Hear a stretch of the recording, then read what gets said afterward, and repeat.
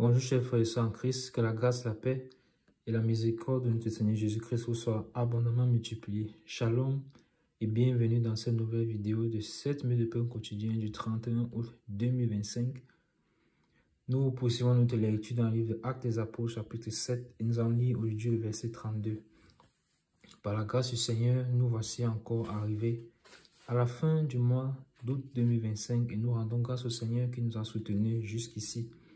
Et nous le disons infiniment merci pour cela.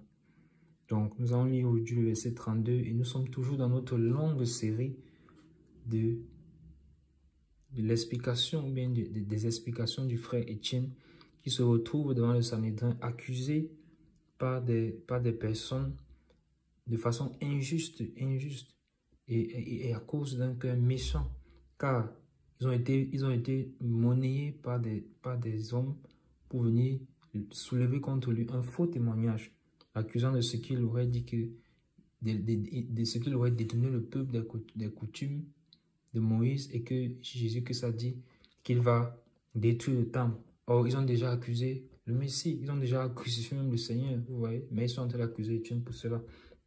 Nous voyons simplement que l'ennemi parfois a des plans pour détruire nos vies, mais nous devons tenir ferme. Et nous devons toujours procurer la vie, même dans les difficultés, même dans les persécutions. Parce que quand Étienne parle ici, rempli du Saint-Esprit, prend la parole et commence à expliquer les Écritures depuis Abraham jusqu'à Jésus, pour montrer que c'est Jésus-Christ qui est le Messie qu'on attendait, que le peuple juif attendait. C'est pour que eux aussi ils arrivent à la compréhension de la vérité. Donc, parce que parmi eux, il peut y avoir quelqu'un qui est un enfant du Seigneur et qui va comprendre et qui va se rendre compte que, en effet, nous étions dans l'erreur. Nous avons besoin de la grâce du Seigneur et demander pardon parce que nous avons crucifié le Messie. Et donc, comme le Seigneur est fidèle, donc, par son esprit, il a parlé au travers de la bouche d'Étienne pour que ces hommes-là comprennent. Mais comprendront-ils? Nous le verrons certainement au fur et à mesure que nous allons avancer dans le chapitre. Mais toujours est-il qu'il a commencé par Abraham, il est passé par Jacob, Joseph, ainsi de suite, et il est au niveau de Moïse. Nous avions vu dans la vidéo précédente donc, que Moïse a été suscité par Dieu pour délivrer son peuple et accomplir ainsi la parole qu'il avait prononcée à son serviteur Abraham, parce que Dieu est toujours fidèle. Et une fois que le moment est arrivé, Moïse a été suscité. Et Moïse, donc, ayant commis un meurtre, ses frères qui, au lieu de comprendre que Dieu le suscitait pour les délivrer, l'ont plutôt accusé et il s'est retrouvé exilé pendant 40 ans. Et au bout de 40 ans, Dieu lui a donc apparu. Et quand Dieu lui apparaît, Dieu attire son attention à travers un buisson qui est en feu mais qui ne se consume pas.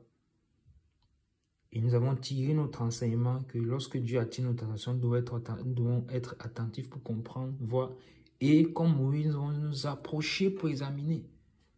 Parce que Dieu, quand il est attentif, on a dans le mouvement du quotidien, notre train-train quotidien, les activités, on monte, on descend. On n'arrive pas à être sensible à la voix du Seigneur, on n'arrive pas à détecter lorsqu'il nous parle. Mais nous devons être capables de détecter. Et donc, Dieu a attiré son attention, mais Moïse, qu'est-ce qu'il a fait? Il s'est approché pour examiner. Et quand il a approché pour examiner, alors une voix, le Seigneur, la voix du Seigneur se fit entendre. Donc Dieu, lorsque nos cœurs sont disposés à l'écouter, à examiner sa parole, à examiner ce qu'il dit, qu'est-ce qui se passe? Alors une voix se fait entendre. Alors il parle toujours parce que Dieu fait toujours sa part. La voix du Seigneur se fit entendre. Et donc aujourd'hui, nous allons lire le verset 32. Et le verset 32, justement, dans le verset 32, il s'agit en fait de nous parler de ce que la voix du Seigneur a dit. Parce que dans le verset 31, quand le verset a dit la voix du Seigneur se fit entendre, ce verset finissait par 2 points. Ça veut donc dire qu'à partir du verset 32, nous allons voir ce que la voix du Seigneur a dit. Je lis dans le verset 32. « Je suis le Dieu de tes pères, le Dieu d'Abraham, d'Isaac et de Jacob. » Et Moïse, tout tremblant, n'osait regarder. Amen, amen, amen. Quelle merveilleuse rencontre, vous voyez. Donc lorsque Dieu attire notre attention et que nous approchons de lui, il nous parle toujours. Il nous parle toujours. Et qu'est-ce qu'il dit? Regardez le message de Dieu à Moïse. Je suis le Dieu de tes pères, le Dieu d'Abraham, d'Isaac et de Jacob. Ça veut dire que quoi? Ça veut dire que Dieu, la première parole que Dieu lui donne, c'est une parole comment on dit ça? Une parole de filiation, une parole d'encouragement, une parole qui va le réconforter, une parole de réconfort. Pourquoi? Parce que Dieu connaît sa souffrance, Dieu connaît ce par quoi il est passé, Dieu connaît sa vie. Donc quand Dieu lui dit, je suis le Dieu de tes pères, d'Abraham, d'Isaac et de Jacob, Moïse comprend tout de suite à qui il a fait. Au Dieu Tout-Puissant. Parce que souvenons-nous que Moïse a pris du temps pour s'occuper avec comment on dit, son origine. Avec son origine. Parce que quand il est sorti pour délivrer son peuple, lui pensait qu'ils allaient comprendre. Donc le seul fait qu'il pensait qu'ils allaient comprendre, ça signifie que lui, il avait déjà su que je ne suis pas de la maison du Pharaon. Ce n'est pas ma patrie ici, il faut que je sorte. Non seulement il faut que je sorte d'ici, mais il faut que j'aille accomplir la mission de Dieu, que Dieu a pour moi. Et la mission que Dieu a pour moi, c'est d'accomplir sa volonté, c'est-à-dire libérer le peuple, libérer son peuple qui est en captivité. Est-ce que vous voyez ceci, mes bien-aimés? Ça veut dire que Dieu, quand il donne sa parole, il dit qu'il est fidèle et juste pour l'accomplir. Mais il va l'accomplir comment? Au travers des mains, au travers des hommes. Au travers des hommes. Mais où sont-ils, ces hommes-là? Il faut qu'ils soient disposés, il faut qu'ils soient disponibles. Si Moïse avait eu un cœur qui avait aimé plus le monde, qui avait plus aimé l'Égypte, qui avait plus aimé le prestige de la maison du Pharaon que la volonté de Dieu, alors il ne se retrouverait pas ici en train d'avoir une relation avec le Dieu, en train d'avoir une communication avec Dieu. À cette date, plus de 40 ans plus tard, il serait peut-être Pharaon en Égypte, mes bien-aimés. Il aurait une grande position en Égypte, mais non. Il a préféré aimer la volonté, la mission que Dieu avait pour sa vie. Et donc, parce qu'il a aimé cela, le voici donc en train d'avoir une rencontre avec Dieu. Veux-tu une rencontre avec Dieu? Est-ce que tu veux une rencontre avec Dieu? Mais quel sacrifice es-tu prêt à payer pour cela? Es-tu prêt à laisser de côté la richesse du monde? Es-tu prêt à laisser de côté l'amour que tu veux que les gens aient pour toi, qui n'est même pas le véritable? Es-tu prêt à laisser de côté ton honneur? Es-tu prêt à laisser de côté ton intelligence humaine? Parce qu'on ne paie jamais. Lorsqu'on décide d'abandonner toutes ces choses, l'apôtre Paul dit qu'il regarde toutes ces choses comme de la boue afin de gagner Christ. Parce qu'un jour dans ses parvis vaut mieux que 1000 ailleurs. Alors, cet instant, c'est que Moïse a, cette rencontre, c'est que Moïse a avec Dieu. Qu'est-ce qui peut remplacer cela? Qu'est-ce qui peut acheter cela? Avec quoi peut-on échanger ce moment? Rien du tout. C'est un moment, c'est le moment le plus précieux. La rencontre avec Dieu, le face-à-face avec Dieu. Et même nous qui sommes sur la terre pour l'instant, quel est notre espoir? Qu'est-ce que nous désirons? Ne désirons-nous pas être avec Dieu? Pourquoi est-ce que nous sommes là sur la terre en train d'attendre son retour? Et j'espère que si tu es enfant de Dieu, tu écoutes cette vidéo, tu es véritablement en train d'attendre le retour du Seigneur.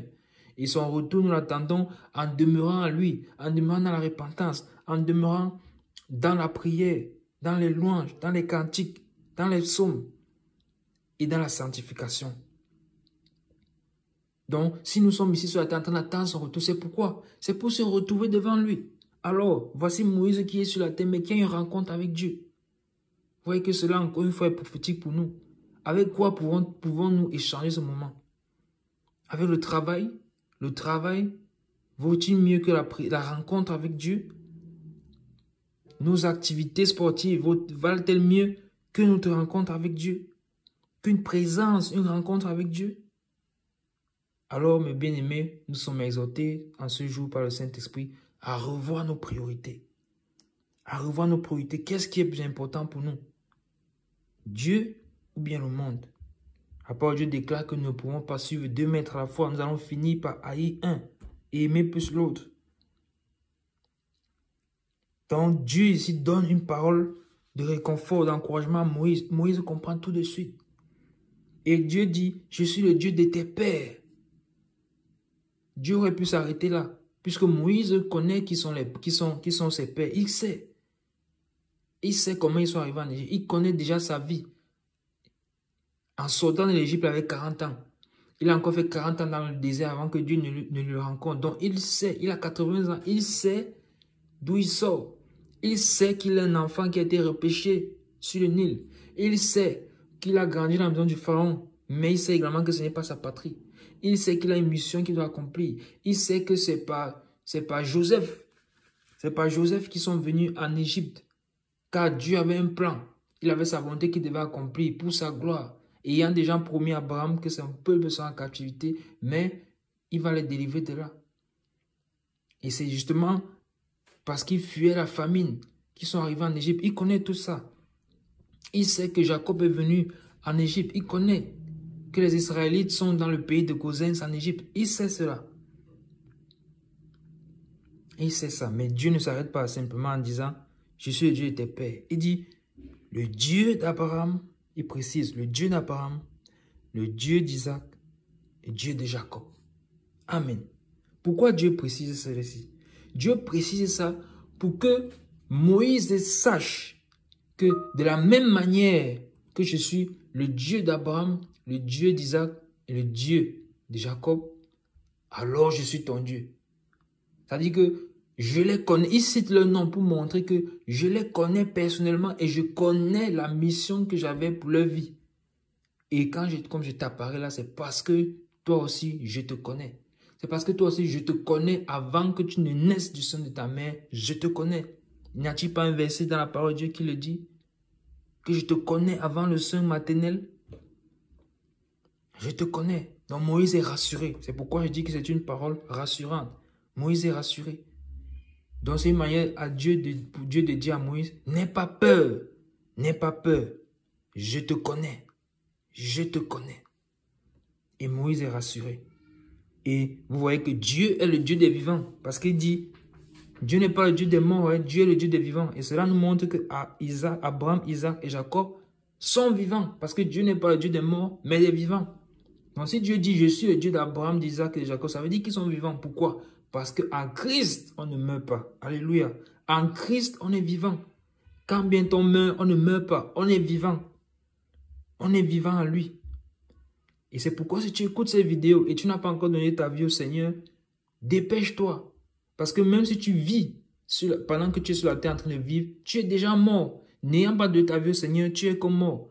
Pourtant, en Christ, même si tu meurs, tu es toujours vivant. Tu es toujours vivant. Pourquoi? Parce que tu hérites la vie éternelle. Donc, sois encouragé, sois exhorté à venir au Seigneur. Ne tarde plus. Nous arrêtons là pour juste tout. Pour les 7 minutes de pain continuer ce jour, que la grâce, la paix et la miséricorde de notre Seigneur Jésus-Christ vous soit abondamment multipliée. Shalom.